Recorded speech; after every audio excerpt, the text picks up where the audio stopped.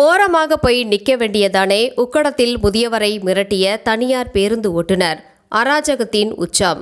அசுர வேகத்தில் வரும் யம தர்மன்கள் உயிரிழப்புகள் ஏற்படும் முன் போக்குவரத்து துறை நடவடிக்கை எடுக்குமா?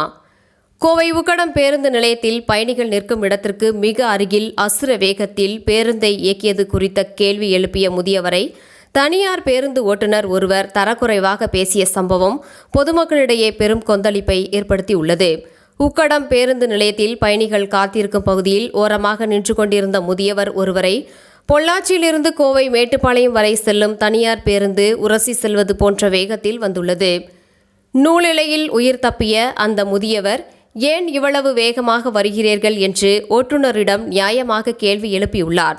அதற்கு அந்த ஓட்டுநர் தான் செய்த தவறை உணராமல் ஓரமாக போய் நிற்க வேண்டியதானே என்று ஒருமையில் பேசியதோடு மிக தரக்குறைவான வார்த்தைகளால் முதியவரை சாடியுள்ளார். தான் செய்ததுதான் சரி என்பது போன்ற அந்த ஓட்டுநரின் திமிர் கலந்த பேச்சு அங்கிருந்த மற்ற பயணிகளையும் அதிர்ச்சியில் ஆழ்த்தியது.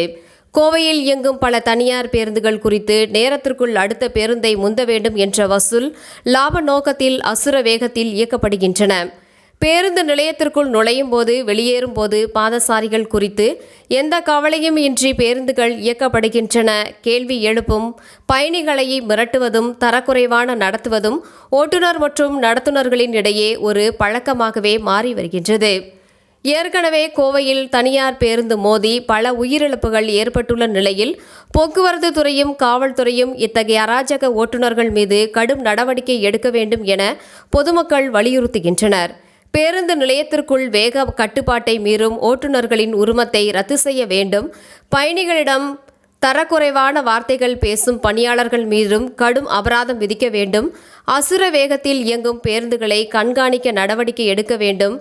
பெரியவர் என்று பாராமல் பொது இடத்தில் அநாகரிகமாக நடந்து கொண்ட அந்த ஓட்டுநரின் செயல் கோவையில் தனியார் பேருந்து ஓட்டுநர்களின் அராஜகம் எந்த அளவிற்கு அதிகரித்துள்ளது என்பதற்கு சாட்சியாக உள்ளது.